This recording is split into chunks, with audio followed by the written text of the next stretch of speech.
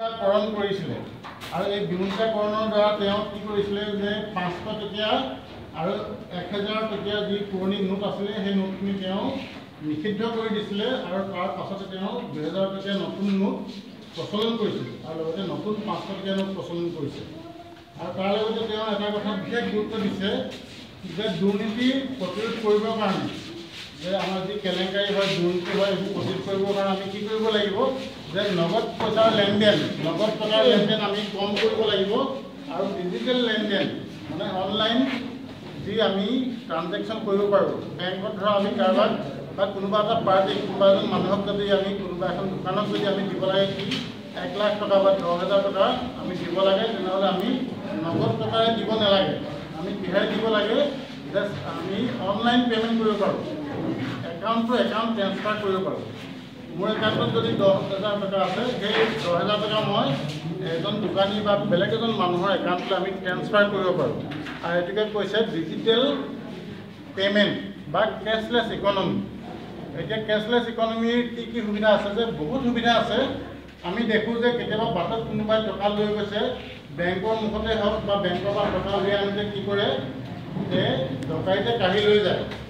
কিন্তু আমি যদিহে একাউণ্ট টু একাউণ্ট ট্ৰেন্সফাৰ কৰোঁ তেতিয়া কি হ'ব যে আমাৰ সেই ডকাইতে টকাটো কাঢ়ি লৈ যোৱাৰ ভয় নাথাকে আমাৰ হাতত যিহেতু নগদ টকা নাথাকে সেইকাৰণে ডকাইতে কোনো পইচা আমাৰ পৰা কাঢ়ি নিব নোৱাৰে আৰু লগতে কেছলেছ যি ইকনমি তাৰ আৰু কিছুমান সুবিধা আছে ধৰা কেতিয়াবা আমি নকল টকা পাওঁ আমি 500 টকা এখন দিলোঁ বা 500 টকা এখন পালোঁ পাছত দেখা যায় যে সেইখন নকল টকা এটা নকল টকা হ'লে মানে আমাৰ কি লোকচান হয় যে মোৰ 1000 টকাটো লোকচান হ'ব হয়নে নহয় মই যদি কোনোবা এজন দোকানীয়ে 1000 টকা দিলে সেই টকাটো যদি আমি নকল বুলি প্ৰমাণিত হয় তেতিয়াহ'লে সেই টকাটো আমিতো সেই দোকানীজনক ঘূৰাই দিব নোৱাৰোঁ গতিকে সেই 1000 টকাটো মোৰ লোকচান হয় কিন্তু আমি একাউণ্ট টু একাউণ্ট কেছলেছ যদি পে'মেণ্ট কৰোঁ তেনেহ'লে নকল টকা আৰু কোনো ভয় নাই এতিয়াও আমি নকল টকা নাপাম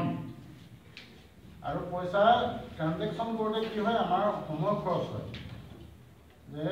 বেংকত টকা উলিয়াবলৈ গ'লোঁ আৰু সেই টকা আমি কি কৰিবলৈ গ'লোঁ আকৌ বেলেগ এটা একাউণ্টত জমা কৰিবলৈ গ'লোঁ বা কাৰোবাক দিবলৈ গ'লোঁ তেতিয়াহ'লে আমাৰ কি হয় সময় খৰচ হয় কিন্তু আমি যদিহে কেছলেছ পে'মেণ্ট কৰোঁ তেতিয়াহ'লে আমাৰ কোনো সময় খৰচ নহয় আমাক লাগে মাত্ৰ কি যে আমি এটা স্মাৰ্টফোন থাকিব লাগিব নহ'লে বা লেপটপ কম্পিউটাৰ থাকিব লাগিব আৰু তাত কি থাকিব লাগে যে ইণ্টাৰনেট নেটৰ সুবিধা থাকিব লাগিব নেট বেংকিং সুবিধা থাকিব লাগিব তেতিয়া আমি নিজৰ পে'মেণ্ট আমি অনলাইনত কৰিব পাৰোঁ একাউণ্ট একাউণ্ট ট্ৰেন্সফাৰ কৰিব পাৰোঁ বিশেষকৈ মই নিজে এই কামটো কৰি আছোঁ 2 বছৰমানৰ পৰা একাউণ্ট টু একাউণ্ট আমি যেতিয়া ট্ৰানজেকশ্যন কৰোঁ তেতিয়া আমাৰ কি অন্য সুবিধা আছে যে উইদাউট টকা পইচা নোহোৱাকৈ আমি কি কৰিব পাৰোঁ যে এজনক পইচা দিব পৰাৰ উপৰিও আমি আৰু বহুত কাম কৰিব পাৰোঁ মই ইলেক্ট্ৰিচিটি বিল মই নিজে